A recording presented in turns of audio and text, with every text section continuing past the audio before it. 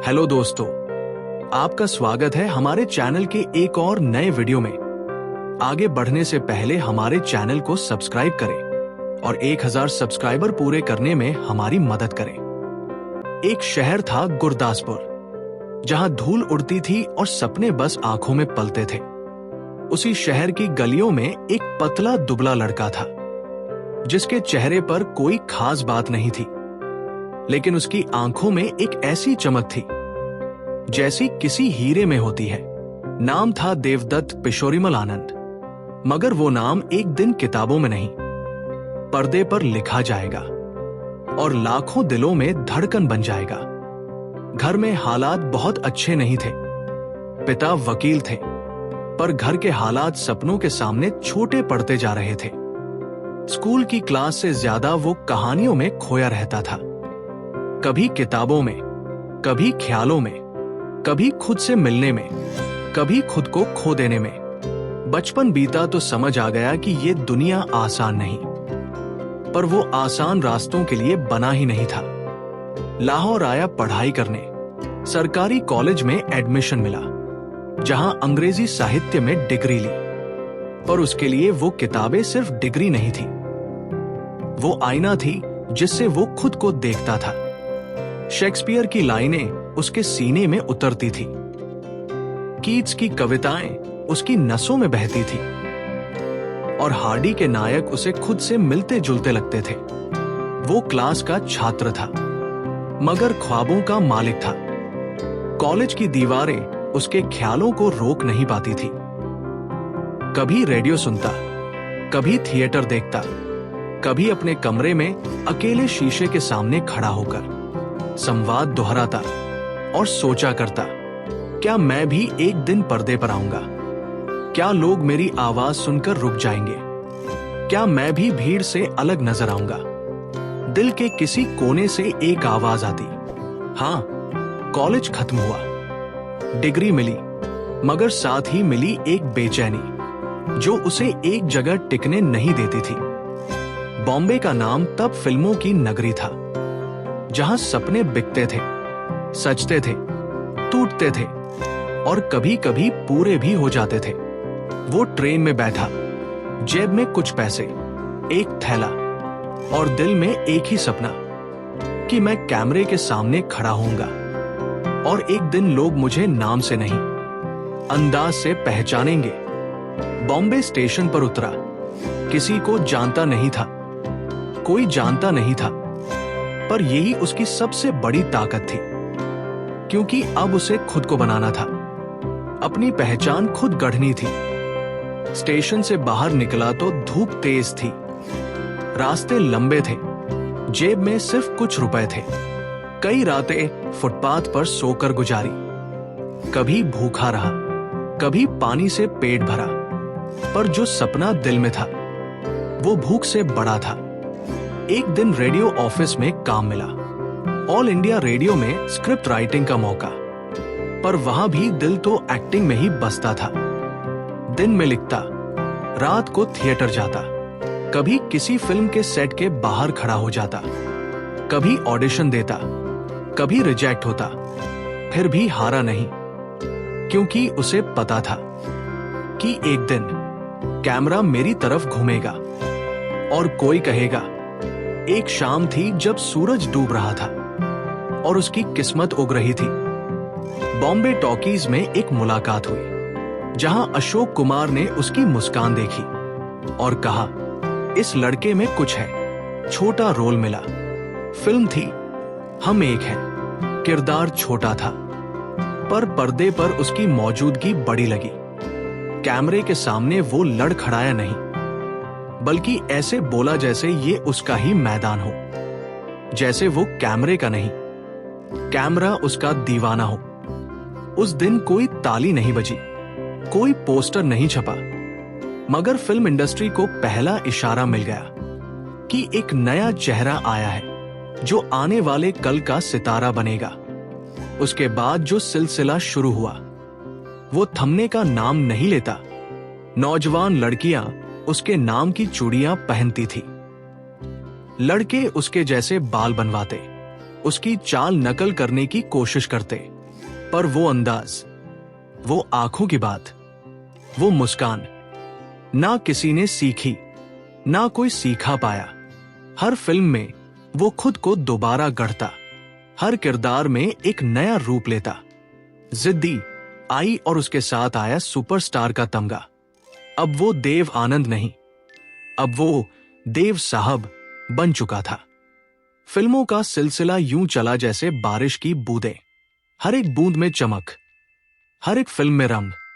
बाजी आई, जहां गुरुदत्त ने निर्देशन किया और देव आनंद ने वो जादू किया जो पर्दे से उतरकर दिलों तक पहुंच गया। क्राइम थ्रिलर में रोमांस घोल देना और मुस्कुराकर गोली से लड़ जाना, ये बस वही कर सकता था जो जिंदगी को भी फिल्म समझता हो और हर सीन को आखिरी मानकर जीता हो। उसके डायलॉग्स हवाओं में गूंजने लगे, उसकी चाल सिग्नेचर बन गई और उसकी आंखें, वो किसी भी इमोशन को बिना बोले कह जाती। फिर आई गाइड, सिनेमा नहीं, मोहब्बत का मील पत्थर। R.K. नारायण के उपन्यास पर बनी ये फिल्म एक ऐसे आदमी की कहानी थी जो प्यार में डूबा, फिर टूटा, फिर खुद को खोजने निकला। रोजी का किरदार रूह की तरह उसके साथ चला और देव साहब का अभिनय इतना सच्चा, इतना गहरा कि लगता था जैसे वो खुद राघव बन गए हों। गाइड में उसने सिर्फ एक्टिंग नहीं की, वो जी गया। हर सीन में उसने अपने दिल का एक टुकड़ा डाला और हर डायलॉग में एक एहसास। लोग सिनेमा हॉल से निकलते हुए रोते थे, मगर मुस्कुराते हुए, क्योंकि उन्हें देव आनंद से मोहब्बत हो चुकी थी। वो सिर्फ हीरो नहीं था, वो एक विचार था, वो एक हवा थी जो पर्दे पर बहती थी, जिसे कोई छू नहीं सकता था, पर हर कोई महसूस कर सकता था। वो कहता था, मैं स्क्रिप्ट पढ़कर काम नहीं करता, मैं स्क्रिप्ट को जीता हूं, मैं किरदार को ओढ़ता हूं। जैसे लोग गर्मियों में ठंडी छाव ओढ़ते हैं, वो चलता तो ऐसा लगता जैसे वक्त थम गया हो, वो बोलता तो सन्नाटा खुद खामोश हो जाता। उसका रोमांस इश्क नहीं, इबादत होता था, जो फूलों से नहीं, आग से निकलता था। और उस आग में वो खुद को रोज जलाता, रोज नया बनता, रोज और बड़ा हो जाता। देव आनंद सिर्फ अभिनय नहीं करते थे, वो सिनेमा का विज्ञान समझते थे। वो कहते थे, अगर कोई कहानी दिल को न छुए तो वो पर्दे पर कब्र बन जाती है। उन्होंने फिल्में बनाई जिनमें समाज था, क्रांति थी और साथ में प्यार का अनोखा नजरिया। प्रेम पुजारी में उन्होंने युद्ध के खिलाफ गीत गाया, हरे रामा हरे कृष्णा में ड्रग्स के खिलाफ अलग जगाई। जब सब गोवा को बस बीच और मौज से पहचानते थे, देव साहब वहां एक टूटे रिश्ते की तलाश में पहुंच गए, जहां बहन भाई को पहचानने से मना कर दे और भाई दुनियादारी छोड़ दे। ऐसे मोमेंट्स ने उन्हें सिर्फ स्टार नहीं, कहानीकार बना दिया। एक ऐसा फिल्मकार जो नसीहत नहीं देता था, पर हर फ्रेम में कुछ कह जाता था। वक्त गुजर रहा था, नई पीढ़ी आ रही थी, नई आवाजें, नई स्टाइल, नए चेहरे, मगर देव आनंद वही थे।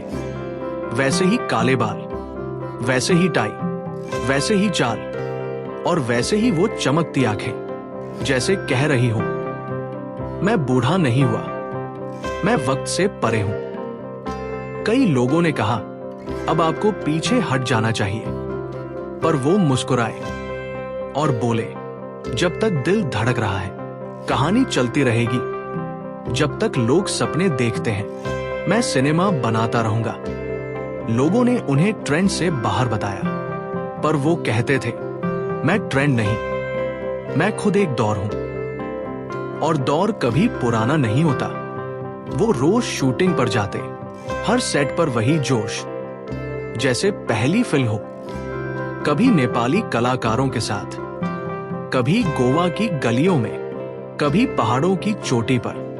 वो कैमरे के साथ खेलते थे, जैसे बच्चा नए खिलौने से खेलता है। उन्हें फर्क नहीं पड़ता था, फिल्म चले या ना चले, वो बनती जरूर थी, क्योंकि देव साहब के लिए फिल्म बनाना सांस लेने जैसा था। और फिर वो पल आया जब उन्होंने बायोग्राफी लिखी, रोमांसिंग विद लाइफ, जिसमें उन्होंने साफ कहा, मैंने अपनी जिंदगी किसी और के लिए नहीं जी, ना आलोचक के लिए, ना प्रशंसा के लिए, ना भीड़ के लिए, बस अपने लिए, अपने ख्वाबों के लिए, अपनी जिद के लिए। और उस बायोग्राफी को पढ़कर लोगों ने जाना कि असली हीरो वही होता है जो कैमरे के पीछे भी वही ऊर्जा रखता है, जो पर्दे से बाहर भी रोल निभाता है, जो जिंदगी को भी फिल्म बना दे और हर मोड़ को सीन बना दे।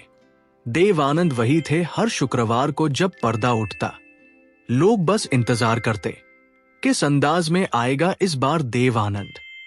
कभी ब्लैक एंड व्हाइट में, कभी रंगों से भरे कैनवस पर हर बार उसकी मौजूदगी वैसी ही लगती, जैसे बारिश में पहली बूंद या जैसे चांदनी रात में एक सुनहरी रेखा। उसकी हर फिल्म एक अलहदा एहसास होती, कभी गाने में, कभी चाल में, कभी सिर्फ उसकी खामोशी में। लोग थिएटर में नहीं, उसकी दुनिया में दाखिल होते, और जब पर्दा गिरता तो दिल भारी होकर निकलते। वो कभी कंट्रोवर्सी का हिस्सा नहीं बना, ना स्कैंडल, ना बयानबाजी, बस काम, सिर्फ और सिर्फ काम।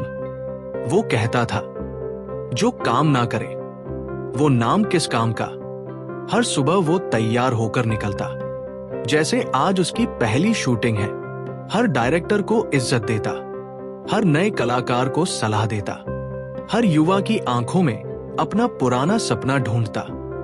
और यही बात उसे भीड़ से अलग करती। वो सुपरस्टार होते हुए भी हमेशा जमीन से जुड़ा रहा। आवाज की कोई कमी नहीं थी, लेकिन उसे कभी ट्रॉफी से मोह नहीं हुआ। उसका असली पुरस्कार था वो भीड़ जो उसे देखकर रुक जाती, वो चिट्ठियां जो हजारों की तादाद में आती, वो ताली जो हर थिएटर में उसके नाम पर गूंजती। उसने जब भी कोई नई स्क्रिप्ट लिखी तो सोचा, क्या ये कहानी लोगों को छुएगी? क्या इसमें सच होगा? क्या इसमें जज्बा होगा? अगर जवाब हाँ होता तो शूटिंग शुरू हो जाती। फिर चाहे लोकेशन नेपाल हो या शिमला, चाहे सेट छोटा हो या बड़ा, देव आनंद का दिल हमेशा बड़ा होता।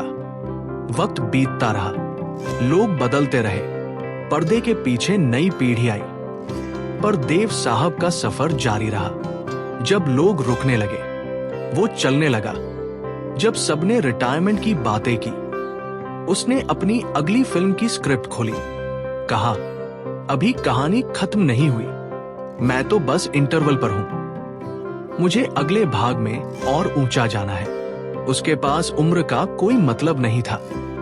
उसके लिए हर दिन एक नया फ्रेम था, हर सांस एक नया संवाद, और हर रात एक नई कहानी। और फिर एक सुबह खबर आई, देव आनंद नहीं रहे। लंदन में आखिरी सांस ली, बिना शोर, बिना विदाई, जैसे वो किसी फिल्म के अंतिम दृश्य की तरह चुपचाप फेड आउट हो गए।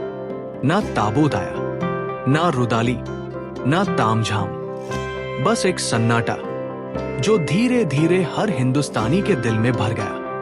लोग उसकी पुरानी फिल्में चलाकर रोने लगे, कोई आवाज में उसे ढूंढने लगा, कोई चाल में, कोई मुस्कान में, क्योंकि देव आनंद गया नहीं, वो बस पर्दे के पीछे चला गया, जहां से वो हमें अब भी देख रहा है। शायद किसी नई कहानी पर काम कर रहा है, किसी नई जिंदगी को पर्दे पर उतारने की तैयारी में है। समय रुक गया था उस दिन जब लंदन से आई वो खबर, देव आनंद अब इस दुनिया में नहीं रहे। लोग सन्न रह गए, दिल जैसे थम गया। कोई यकीन नहीं कर पाया, क्योंकि वो एक ऐसे इंसान थे जो ना थकते थे, ना रुकते थे, ना झुकते थे।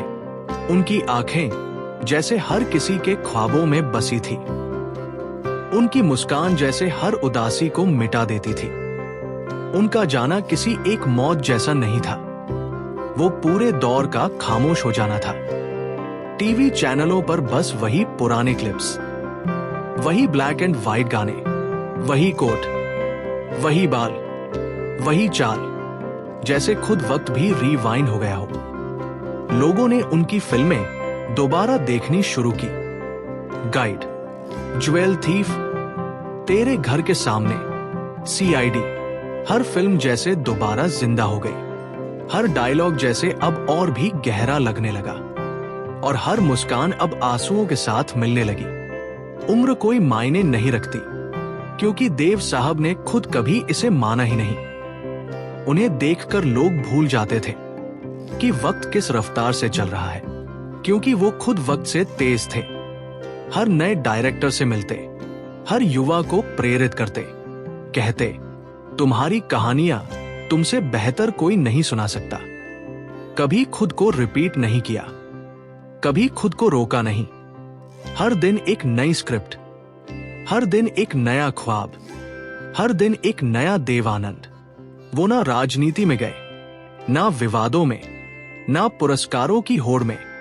वो बस जिंदगी में डूबे रहे, प्यार में डूबे रहे, कभी फूलों को महसूस करते हुए, कभी बारिश की बूंदों में अकेले चलते हुए, कभी भीड़ के बीच रहकर भी अकेले मुस्कुराते हुए। उनकी फिल्में सिर्फ कहानियां नहीं थी, वो जिंदगी के टुकड़े थे जो उन्होंने काट काट कर पर्दे पर रखे, ताकि लोग जान सके कि जिंदगी क्या होती है और जज्बा किसे कहते हैं। वो हवा थे जिसे महसूस किया जा सकता था पर बांधा नहीं जा सकता था। वो रोशनी थे जो पर्दे पर चमकती नहीं, दिलों में उतरती थी। उनका जाना मतलब किसी शाम का ठहर जाना नहीं था। वो तो अब चांद की रोशनी में बदल गए थे, जो हर रात उन लोगों पर पड़ती है जो ख्वाब देखते हैं, जो मोहब्बत करते हैं, जो सिनेमा को सिर्फ मनोरंजन नहीं, इबादत मानते हैं। एक कलाकार को क्या चाहिए, लोग उसे भुलाए नहीं। देव साहब को कभी कोई भूल ही नहीं पाया। उनकी तस्वीर आज भी दीवारों पर टंगी है। उनकी फिल्मों के पोस्टर अब भी बिकते हैं, उनकी चाल अब भी मिमिक की जाती है और उनकी मोहब्बत अब भी पर्दे पर गूंजती है, क्योंकि उन्होंने सिर्फ किरदार नहीं बनाए, उन्होंने एहसास बनाए। उन्होंने रूह बना दी हर फ्रेम को। उन्होंने कहा था, अगर मेरी फिल्मों से एक इंसान भी जीने की वजह ढूंढ पाए तो मेरी फिल्म सफल है। यूं तो उन्होंने सैकड़ों फिल्में की, हजारों डायलॉग बोले, लाखों दिलों पर राज किया, मगर असल कमाल यह था कि उन्होंने कभी खुद को सुपरस्टार नहीं कहा, हमेशा खुद को एक सिपाही माना। सिनेमा का कहते थे, मैं यहां मिशन पर हूं, सिनेमा को जिंदा रखने, इश्क को जुबान देने और जज्बातों को चेहरे पर लाने। ये सोच उन्हें दूसरों से अलग बनाती थी। जिंदगी चली गई, देव आनंद चले गए, मगर उनकी कहानी रुकी नहीं। वो अब भी हर प्रेम कहानी में मौजूद है, हर पुराने गीत में, हर अधूरे ख्वाब में। हर युवा जो खुद को पर्दे पर देखना चाहता है, उसके दिल में देव साहब बसते हैं, क्योंकि वो हीरो नहीं, एक दौर थे जो कभी खत्म नहीं होता, एक नाम थे जो वक्त से आगे चलता है, और एक इश्क थे जिसे कोई वक्त मिटा नहीं सकता।